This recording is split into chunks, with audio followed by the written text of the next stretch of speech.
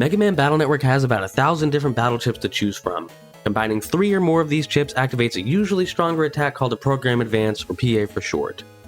Unfortunately, there are some that are really underwhelming or even pointless, throwing away solid chips right in the garbage.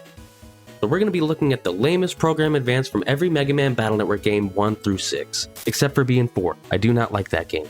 Also, sorry, but we're not going to be looking at Network Transmission, Wonder Swan, 4.5, Battle Chip Challenge, or any arcade or mobile game.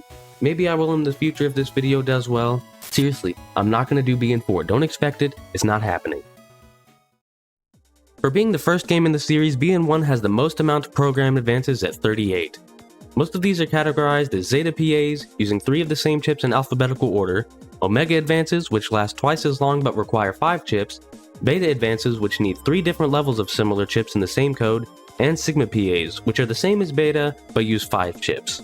These are all half-baked and underwhelming, which, come on guys, what did you expect? It's the first one, cut it a little slack. It's a good game in spite of its flaws, unlike BN4, which should be thrown out a window.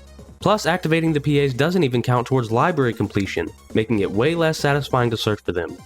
Now I'm sure the first advance that comes to your mind is Zeta Cannon 1, which takes 3 cannons and gives you infinite cannon use for 5 seconds and grants invincibility for the duration. It's a bit weak, but it's actually pretty useful for the early game, which means it's not the lamest. Z-Spread is rough, but at least it has the benefit of wide range and is also good early on. No, the lamest PA in BN1 has to be Zeta Arrow. While it does give you the invincibility, the attack takes so long to use. You can only fire 3 or 4 of these off before the timer runs out, which is a complete waste of effort. Why would anyone use it? It's as pointless as the tournament scenarios in BN4, which makes Zeta Arrow the lamest program advance in Battle Network 1. BN2 was a huge improvement over the first entry, with easy to navigate internet maps, more variety, longer length, and more importantly for our purposes today, better PAs. Zeta and Omega advances are back, and even these are a bit improved, as now instead of using 1 attack at a time, most of these fire off 3 shots in rapid succession and do more damage, making them much more worth it to use. They also count towards library completion, making them way more fun to search for. Honestly, I had a hard time finding the lamest one out of all of these. I did boil it down to either Zeta Rattan or Zeta Ball. To use Z-Rattan, you sacrifice 3 rats for more rats, which is not exactly an upgrade, and means you're more than likely to catch some kind of gross rat disease, ugh. It can be good on enemies that are slow, but has the potential to miss. Similarly, with Z-Ball, you throw away 3 balls for more balls. Granted, these cannonballs do a decent amount of damage, but only if you can actually manage to hit something. It only hits 1 square. It's really only good on slow or stagnant enemies like Metars, Cannodums, or Freezeman. Out of these 2, I think Zeta Ball is the lamest. It's slow, has bad range, and has limited utility. Throw them out the window too. Battle Network 3 is my personal favorite of the series, and for good reason. It perfected the formula with an amazing story, significant character growth, and a beefy post-game. The PAs in this game are better, but there are some that are still kinda bad.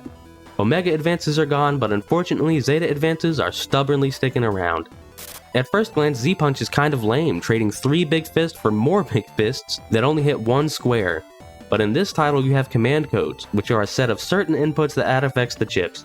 You can use the Gut Straight command code during the Z-Punch advance, sending the fists down the row, which is really cool and lets you do things like this.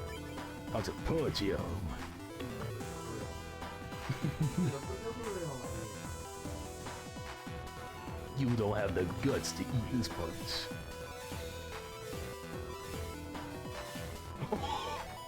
The amount of punches I did on this dude.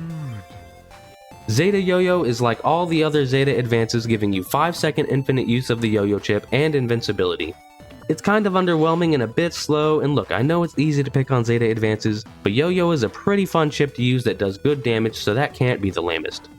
No, that honor is going to the 500 barrier PA. You lose barrier, 100 barrier, and 200 barrier for a single 500 damage barrier. This is stupid, as the weakest 10 damage barrier can still withstand a single 500 damage attack. Sacrificing 3 barriers for 1 makes absolutely no sense, especially when the Life Ore exists. This makes 500 barrier the lamest PA in Battle Network 3. Plus, why do you need a barrier anyway? Are you actually taking damage? I know my subscribers would never get hit by Base's Buster Rake, so if you're not subscribed, you're going to take damage. And I mean in real life, by the way, your heart rate is going to sink real fast if you're not subscribed. Alright, I'll do BN4. Stop commenting about it in the comments, you bunch of commenters. Jeez. We're halfway done with the series, so on to a new art style in the worst game in the series, BN4.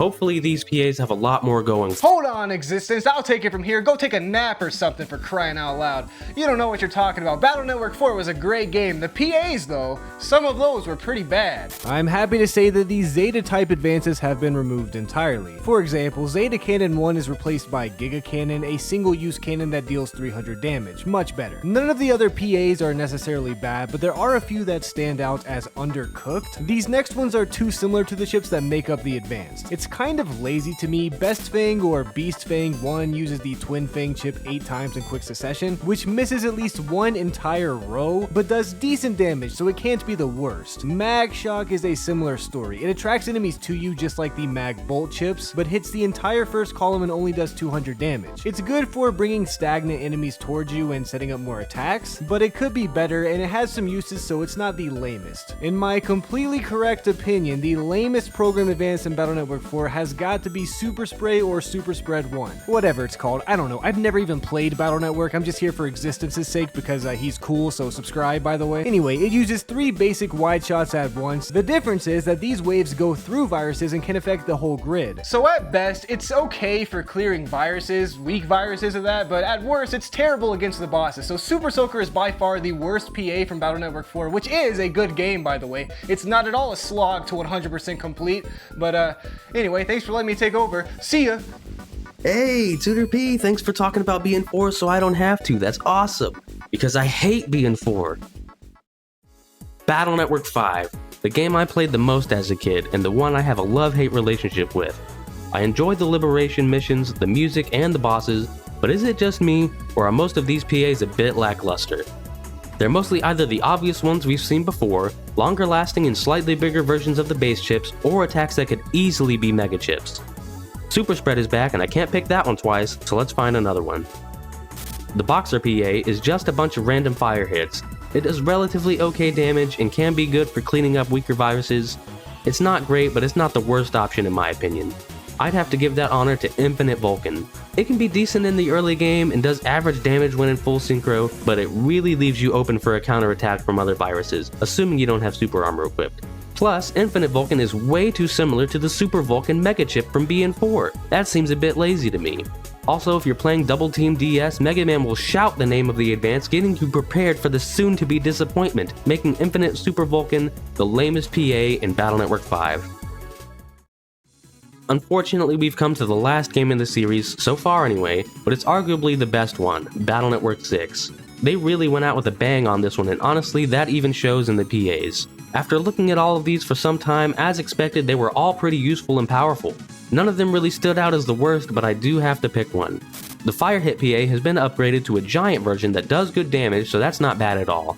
Great Yo-Yo sacrifices 3 yo-yos for, well, 3 yo-yos, but the attack covers all rows and can do massive damage in the third column away from you, especially with that 2 times damage from full synchro, so that can't be the worst. Super Spread is back, but even this is improved. It does way more damage this time around, so it's not my pick for the worst. Poison Pharaoh is here, coming back for a 5th time. It's honestly overstayed its welcome a bit, and it may just be me, but it seems to deal damage slower than the other game's iterations. It's still fine if a bit lame by now, but it's not the worst. Corn Fiesta cannot possibly be the worst because